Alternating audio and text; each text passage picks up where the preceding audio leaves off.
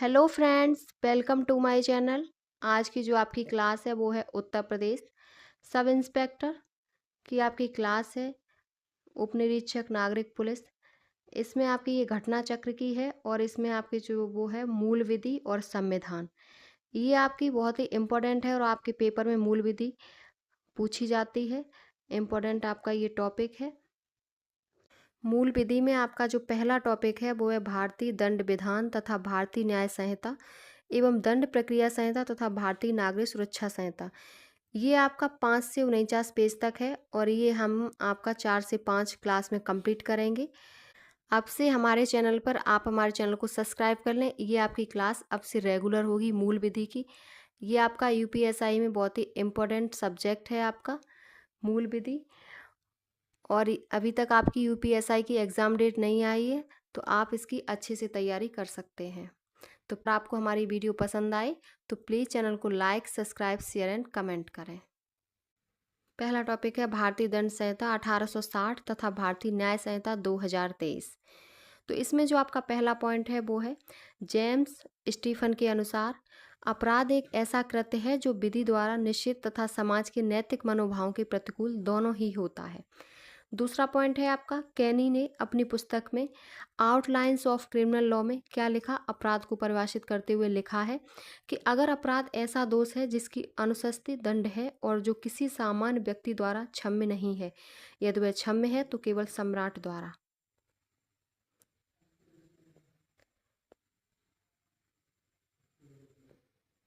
अगला है आपका अपराध के 4 आवश्यक तत्व हैं। मानव, दूसरा है आपराधिक मन स्थिति या दुराशय, आपराधिक कृत्य तथा और चौथा है ऐसे आपराधिक कृत्य से मानव तथा समाज को क्षति। अगला पॉइंट है आपका भारतीय दंड संहिता का समुद्र में क्षेत्राधिकार 12 समुद्री मील तक फैला हुआ है। अगला है इसी में भारतीय दंड संहिता की धारा 1 संहिता के नाम और उसके प्रवर्तन और विस्तार से संबंधित है। नेक्स्ट आपका जो पॉइंट है वो है भारतीय न्याय संहिता 2023 की धारा 1 संक्षिप्त नाम प्रारंभ और लागू होने से संबंधित है। यह संहिता जम्मू कश्मीर राज्य को छोड़कर संपूर्ण भारत पर लागू होती थी, किंतु 31 अक्टूबर 2019 से जम्मू कश्मीर में भी लागू हो गई है। पहले जम्मू कश्मीर आपका केंद्र शासित प्रदेश नहीं था तो उसमें लागू नहीं होती थी, लेकिन अब केंद्र शासित प्रदेश है आपका तो उसमें भी ये लागू होती है आपकी। अगला है भारतीय न्याय संहिता 2023 संपूर्ण भारत पर लागू है। भारतीय दंड संहिता को 1 जनवरी 1862 से लागू किया गया है। अगला आपका जो पॉइंट है वो है भारतीय न्याय संहिता 2023 1 जुलाई 2024 से लागू है। नेक्स्ट पॉइंट है भारतीय दंड संहिता की धारा 2 के अनुसार जो व्यक्ति भारत के राज्य क्षेत्र के अंतर्गत अपराध करता है वह इस संहिता द्वारा दंडित किया जाएगा, धारा 2 के अनुसार। अगला है पॉइंट भारतीय न्याय संहिता 2023 की धारा 1(3) के अनुसार जो व्यक्ति भारत के राज्य क्षेत्र के अंतर्गत अपराध करता है वो इस संहिता द्वारा दंडित किया जाएगा। यह धारा भारतीय दंड संहिता की धारा 2 के समान है। अगला है आपका पॉइंट इसी में इस संहिता की धारा 4 के अनुसार भारत के बाहर किसी भी स्थान पर भारतीय नागरिक द्वारा या भारत में पंजीकृत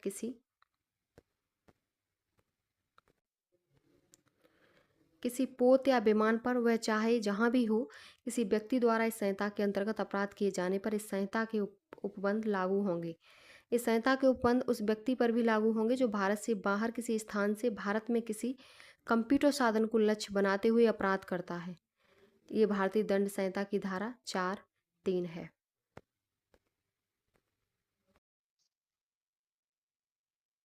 इसी में आपका अगला पॉइंट है भारतीय न्याय संहिता 2023 की धारा 1(5) में राज्य क्षेत्रातीत अपराधों पर संहिता के विस्तार के बारे में प्रावधान है जो भारतीय दंड संहिता की धारा 4 के समान है। अगला आपका पॉइंट है भारतीय दंड संहिता की कोई बात विशेष विधि या स्थानीय विधि के उपबंधों पर प्रभाव नहीं डालती। इसमें पॉइंट है भारतीय न्याय संहिता 2023 भी विशेष विधि या स्थानीय विधि के उपबंधों पर प्रभाव नहीं डालती।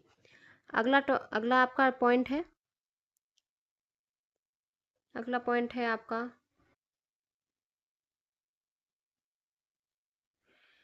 धारा 10 में पुरुष एवं स्त्री के बारे में बताया गया है। पुरुष शब्द किसी भी आयु के मानव नर का घोतक है, चाहे वह एक दिन का हो या 100 वर्ष का या उससे ऊपर का। इसी प्रकार स्त्री शब्द किसी भी आयु की मानव नारी का घोतक होता है। इसमें आपका पॉइंट है अगला, भारतीय न्याय संहिता 2023 की धारा 2:19 में पुरुष को तथा धारा 2:35 में महिला को परिभाषित किया गया है, जो भारतीय दंड संहिता की धारा 10 के समान है। तो धारा 10 में पुरुष और नारी के बारे में कहा गया है। अगला है आपका पॉइंट, अगला पॉइंट है आपका, लोक सेवक शब्द की परिभाषा भारतीय दंड संहिता 1860 की धारा 21 के तहत की गई है। ये आपका जो प्रश्न वो यूपीएसआई 16 नवंबर 2021 को थर्ड शिफ्ट में आपका पूछा गया था। आपके ये इंपॉर्टेंट क्वेश्चन है, सारे प्रीवियस ईयर क्वेश्चन पेपर हैं आपके सभी के सभी। इसी में आपका अगला पॉइंट है, भारतीय न्याय संहिता 2023 की धारा 2:28 लोक सेवक से संबंधित है, जो भारतीय दंड संहिता की धारा 21 के समान है। अगला आपका पॉइंट है, अगला पॉइंट है, इस संहिता की धारा 24 में बेईमानी की परिभाषा दी गई है, जो कोई इस आशय से कोई कार्य करता है कि एक व्यक्ति को सदोष अभिलाष कारित करे या अन्य व्यक्ति को सदोष हानि कारित करे, तो वह इस कार्य को बेईमानी से करता है। इसमें आपका टॉपिक पॉइंट है, भारतीय न्याय संहिता 2023 की धारा 2:7 में बेईमानी से की परिभाषा दी गई है, जो भारतीय दंड संहिता की धारा 24 के समान है। अगला पॉइंट है आपका, नेक्स्ट पॉइंट है, धारा 25 में कपटपूर्वक को परिभाषित किया है। इसके अनुसार यदि कोई व्यक्ति किसी बात को कपट करने के आशय से करता है तो यह कहा जाता है कि वह कपटपूर्वक किया है। भारतीय न्याय संहिता 2023 की धारा 2:9 में कपटपूर्वक को परिभाषित किया गया है, जो कि भारतीय दंड संहिता की धारा 25 के समान है। अगला आपका पॉइंट है, भारतीय दंड संहिता की धारा 34 सामान्य आशय से संबंधित है। इस धारा के प्रमुख आवश्यक तत्व निम्नलिखित हैं। पहला है एक आपराधिक कृत्य, दूसरा है एक से अधिक व्यक्तियों द्वारा किया गया हो, तीसरा है जब कोई आपराधिक कार्य कई व्यक्तियों द्वारा अपने सबके सामान्य आशय को अग्रसर करने में किया जाता है, तब ऐसे व्यक्तियों में से प्रत्येक उस कार्य के लिए उसी प्रकार दायित्व के अधीन है, मानो वह कार्य अकेले उसी ने किया हो। इसमें आपका जो पॉइंट है वो है, भारतीय न्याय संहिता 2023 की धारा 3 भाग 5 सामान्य आशय से संबंधित है, जो भारतीय दंड संहिता की धारा 34 के समान है। अगला आपका पॉइंट है,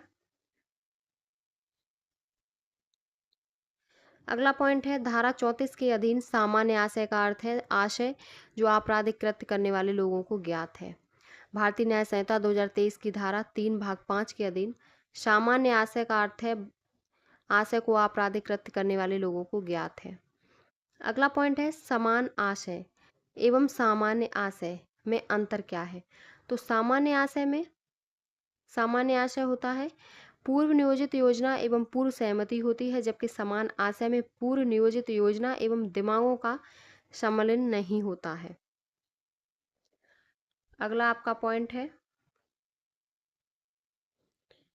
नेक्स्ट पॉइंट है आपका, धारा 34 के अंतर्गत सामान्य आशय से संबंधित महत्वपूर्ण बात निम्नलिखित है। पहला है, महमूद शाह बनाम एम्परर, बारिंद कुमार घोष बनाम एम्परर, श्री कांतिया बनाम बम्बई राज, JM देसाई बनाम बम्बई राज। ये भारतीय न्याय संहिता 2023 की धारा 3 भाग 5 के अंतर्गत सामान्य आशय से संबंधित महत्वपूर्ण बात उपयुक्त हैं। धारा 40 में अपराध के बारे में क्या वर्णन किया गया है। तो उसमें जो वर्णन किया गया है वो है आपका, भारतीय न्याय संहिता 2023 की धारा 2:24 भाग में अपराध के बारे में प्रावधान किया गया है, जो भारतीय दंड संहिता 1860 की धारा 40 के समान है। अगला है पॉइंट, धारा 41 के अनुसार विशेष विधि यह विधि है जो किसी विशिष्ट विषय पर लागू होती है। इसमें पॉइंट है, भारतीय न्याय संहिता 2023 की धारा 2 भाग 30 के अनुसार विशेष विधि यह विधि है जो किसी विशिष्ट विषय पर लागू होती है। यह भारतीय दंड संहिता की धारा 41 के समान है। अगली है आपकी धारा 42। धारा 42 में आपका कहा गया है, धारा 42 के अनुसार स्थानीय विधि वह विधि है जो भारत के किसी विशिष्ट भाग में ही लागू होती है। जैसे भारतीय न्याय संहिता 2023 की धारा 2 और 18 भाग के अनुसार स्थानीय विधि वह विधि है जो भारत के किसी विशिष्ट भाग में ही लागू होती है। अगला पॉइंट है आपका,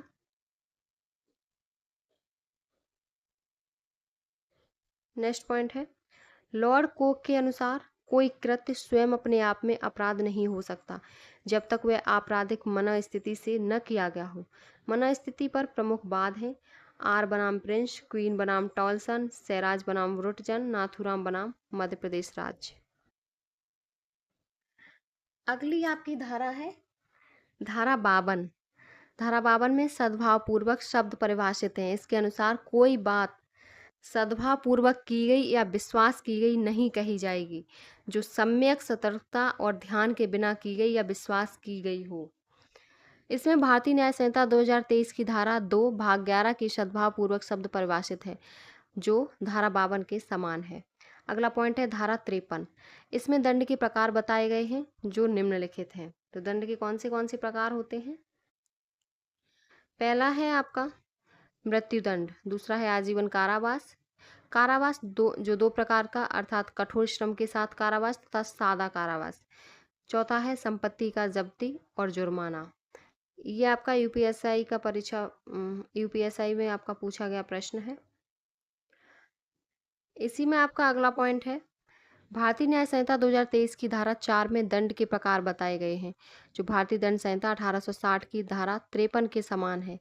परिवर्तन यह हुआ कि नई संहिता में सामुदायिक सेवा नामक एक दंड बढ़ा दिया गया। इस प्रकार पुरानी संहिता में 5 प्रकार के दंड थे जबकि नई संहिता में 6 प्रकार के दंड हो गए। धाराएं आपकी 121, 132, 194, 302, 305, 307, 364 क, 376 क, 376 क और ख, 376 घ और ख और 376 ड और 396 में मृत्युदंड दिए जाने का प्रावधान है। अगला है आपका भारतीय न्याय संहिता की धाराएं 147, 160, 230, 130 भाग 1, 107, 109 भाग 2, 104 भाग 2, 66, 65, 65 का भाग 2, 70 भाग 2, 71 तथा 310 भाग 3 में मृत्युदंड दिए जाने का प्रावधान है। अगली है धारा 54 के अनुसार यदि किसी व्यक्ति को न्यायालय द्वारा मृत्युदंड दिया जाता है तो यदि समुचित सरकार उचित समझे तो वह मृत्युदंड को कम कर सकती है। इसमें पॉइंट है आपका भारतीय न्याय संहिता 2023 की धारा 5 में दंडादेश का लघुकरण के बारे में उपबंध है जो भारतीय दंड संहिता की धारा 54 के समान है। अगला पॉइंट है आपका धारा 55।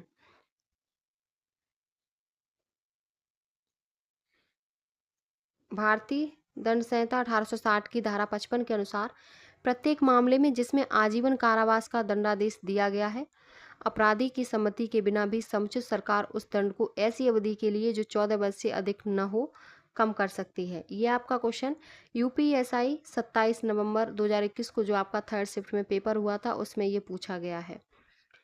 अगला पॉइंट है इसी में भारतीय न्याय संहिता 2023 की धारा 5 के अनुसार समुचित सरकार अपराधी की सम्मति के बिना आजीवन कारावास को नागरिक सुरक्षा संहिता 2023 की धारा 474 के अनुसार न्यूनतम 7 वर्ष के दंड में लघुकरण कर सकेगी। अगली है आपकी धारा 57। धारा 57 के अनुसार अंतर्गत दंड की अवधि की भिन्नों की गणना करने में आजीवन कारावास को 20 वर्ष के कारावास के तुल्य गिना जाएगा। भारतीय न्याय संहिता 2023 की धारा 6 के अंतर्गत दंड की भिन्नों की गणना करने में आजीवन कारावास को 20 वर्ष के कारावास के तुल्य गिना जाएगा। अगला है आपका पॉइंट भारतीय दंड संहिता की धारा 57 के अंतर्गत सजा की अवधि की समय सीमाओं की गणना में आजीवन कारावास को 20 वर्ष के कारावास के बराबर माना जाएगा। ये आपका क्वेश्चन 29 नवंबर को जो आपका 2021 को पेपर हुआ है फर्स्ट शिफ्ट में पूछा गया। अगला पॉइंट है इसी में भारतीय न्याय संहिता 2023 की धारा 6 के अंतर्गत सजा की अवधि की समय सीमाओं की गणना में आजीवन कारावास को 20 वर्ष के कारावास के बराबर माना जाएगा। अगला पॉइंट है आपका अगला पॉइंट है धारा 63 के अनुसार जहां जुर्माने की राशि बताई नहीं गई है वहां जुर्माना कुछ भी हो सकता है परंतु अत्यधिक नहीं होगा अर्थात युक्तियुक्त होगा। भारतीय न्याय संहिता 2023 की धारा 8 भाग 1 के अनुसार जहां जुर्माने की रकम अव्यक्त नहीं है वहां जुर्माना असीमित होगी, किंतु अत्यधिक नहीं होगी, जो भारतीय दंड संहिता की धारा 63 के समान है। अगला पॉइंट है भारतीय दंड संहिता की धारा 67 में जुर्माना न देने पर कारावास, जबकि अपराध केवल जुर्माने से दंडनीय हो, का उपबंध है। उपबंध इस प्रकार है, यदि जुर्माने की रकम 50 रुपये तक हो तो कारावास 2 माह तक, यदि जुर्माने की रकम 100 रुपये तक हो 100 रुपये तक हो तो कारावास 4 माह तक, और जुर्माना 100 रुपये से अधिक होने पर कारावास 6 माह तक होगा। इसी में है पॉइंट भारतीय न्याय संहिता 2023 की धारा 8 भाग 5 में जुर्माना न देने पर कारावास, जबकि अपराध केवल जुर्माने से दंडनीय हो का प्रावधान है, जिसके अनुसार यदि जुर्माने की रकम 5,000 रुपये तक हो तो कारावास 2 मास तक, या जुर्माने की रकम 10,000 रुपये तक हो तो कारावास 4 महीने तक, और 10,000 रुपये से अधिक हो तो 1 वर्ष तक हो जाएगा। अगला पॉइंट है आपका, नेक्स्ट पॉइंट है भारतीय दंड संहिता की धारा 71 में एक छड़ी मारे या 50 छड़ी मारे दोनों के लिए एक ही सजा का प्रावधान है। 2023 की धारा 9 में एक छड़ी मारे या 50 छड़ी मारे दोनों के लिए एक ही सजा का प्रावधान है, जो भारतीय दंड संहिता की धारा 71 के समान है। अगली है आपकी धारा 73। धारा 73 के अनुसार अभियुक्त को एकांत परिरोध में रखने की अधिकतम अवधि 3 महीने है। इसमें आपका अगला पॉइंट है,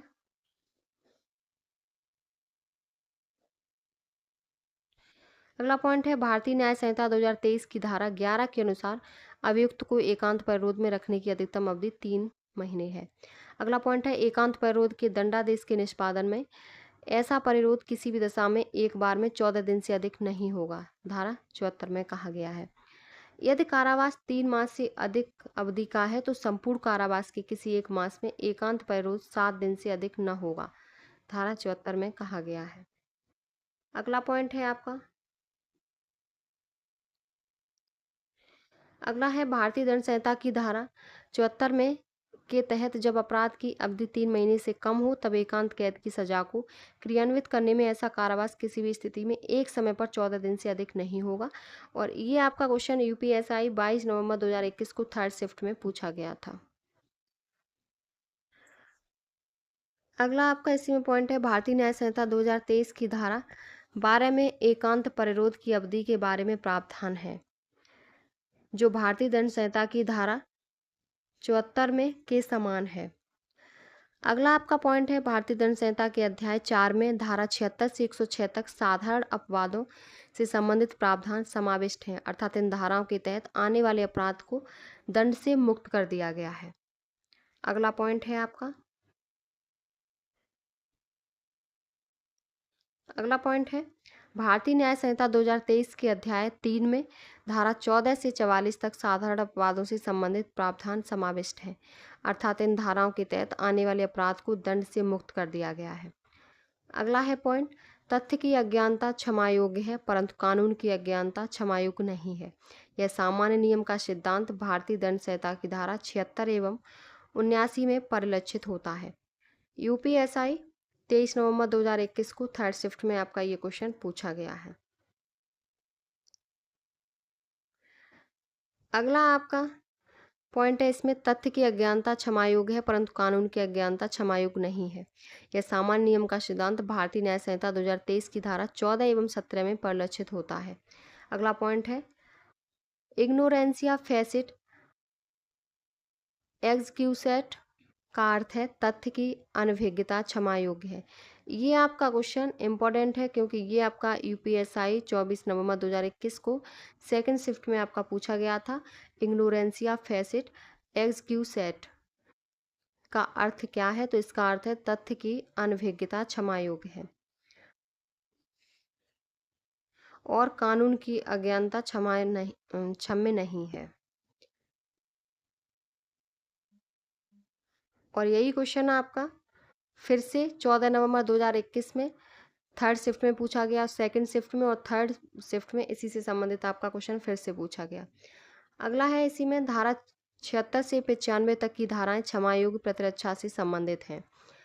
भारतीय न्याय संहिता 2023 की धारा 14 से 33 तक की धाराएं क्षमा योग्य प्रतिरक्षा से संबंधित हैं। नेक्स्ट पॉइंट है आपका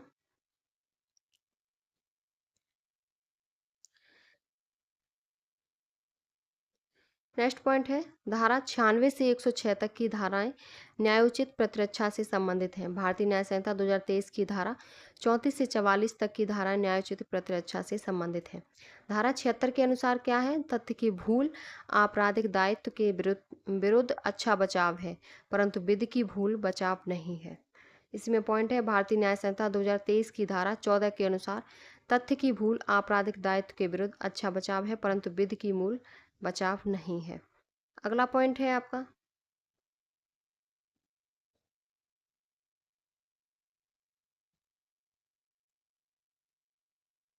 नेक्स्ट पॉइंट है धारा 77 में क्या प्रावधान है कि कोई बात अपराध नहीं है जो न्यायिक कार्य करते हुए न्यायाधीश द्वारा ऐसी किसी शक्ति के प्रयोग में की जाती है या जिसके बारे में उसे सद्भावपूर्वक विश्वास है कि वह उसे विधि द्वारा दी गई है।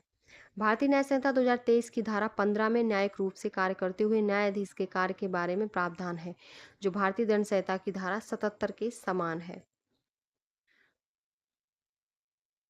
अगला आपका पॉइंट है धारा 78।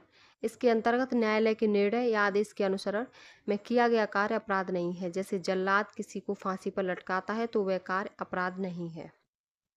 यह आपका धारा 78 में दिया गया है।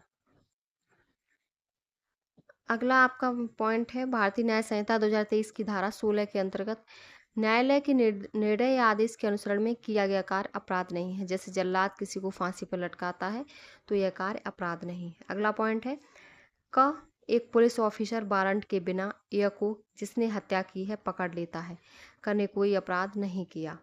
भारतीय दंड संहिता की धारा 80 में वर्णित है कि कोई बात अपराध नहीं है जो दुर्घटना से घटित होता है। अगला पॉइंट है आपका इसी में आपका अगला पॉइंट है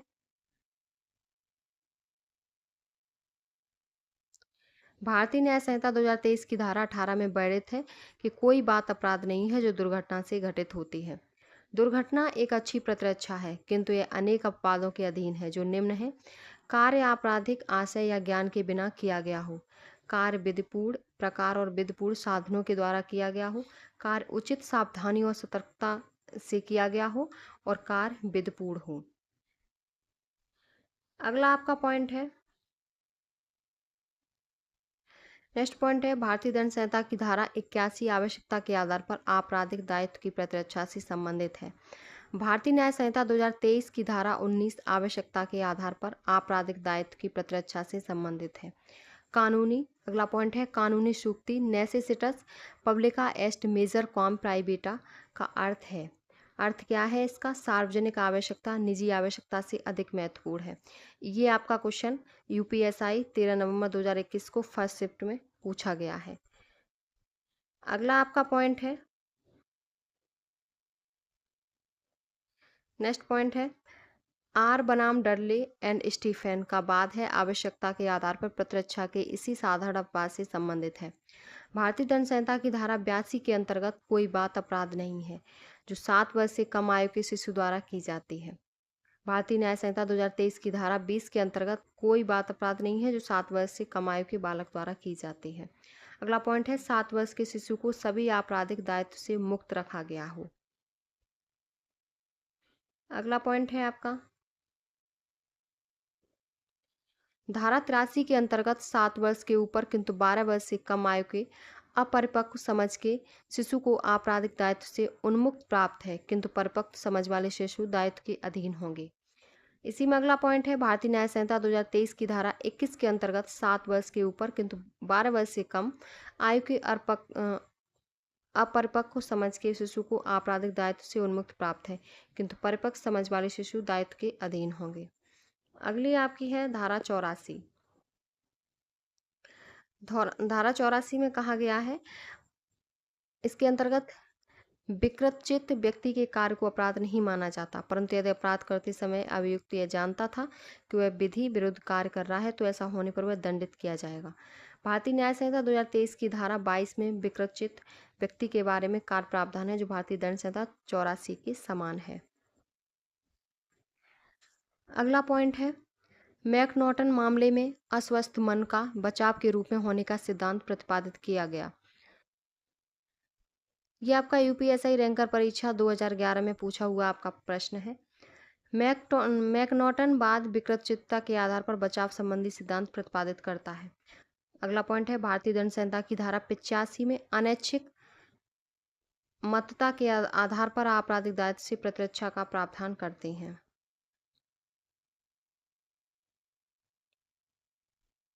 अगला पॉइंट है, भारतीय न्याय संहिता 2023 की धारा 23 में अनैच्छिक मतता के आधार पर आपराधिक दायित्व से प्रतिरक्षा का प्रावधान करती हैं। धारा 86 में स्वैच्छिक मतता से संबंधित अर्थात अपनी इच्छा से मत होकर अपराध करना बचाव नहीं है। अगली है आपकी धारा 87। धारा 87 के अंतर्गत रोमन विधिशास्त्र के प्रसिद्ध सूत्र वालेंटी नॉन फिट इंजूरिया पर आधारित है, जिसका अर्थ है स्वैच्छिक कार्य अपकृत्य नहीं है। भारतीय न्याय संहिता 2023 की धारा 25 रोमन विधिशास्त्र के प्रसिद्ध सूत्र वॉलेंटी नॉन फिट इंजूरिया पर आधारित है, जिसका अर्थ है स्वैच्छिक कार्य अपकृत्य नहीं है। धारा 87 के अंतर्गत सम्मित से किए गए कार्य को प्रतिरक्षा का एक आधार माना गया है, किंतु यह बचाव इसी धारा में वर्णित निम्न अपवादों के अधीन है। कौन से अपवाद हैं? तो पहला है आपका सम्मति 18 वर्ष से अधिक आयु वाले व्यक्ति द्वारा की गई हो, कार्य से मृत्यु या घोर उपहत कारित करना आयशित न हो। तीसरा है उपरोक्त की संभाव्यता का ज्ञान न हो। भारतीय न्याय संहिता 2023 की धारा 25 में सम्मत से किया गया कार्य जिससे मृत्यु या घोर उपहत कारित करने का आशय न हो और न उसकी संभाव्यता का ज्ञान हो के बारे में उपबंध है, जो भारतीय दंड संहिता की धारा 87 के समान है। अगला पॉइंट है आपका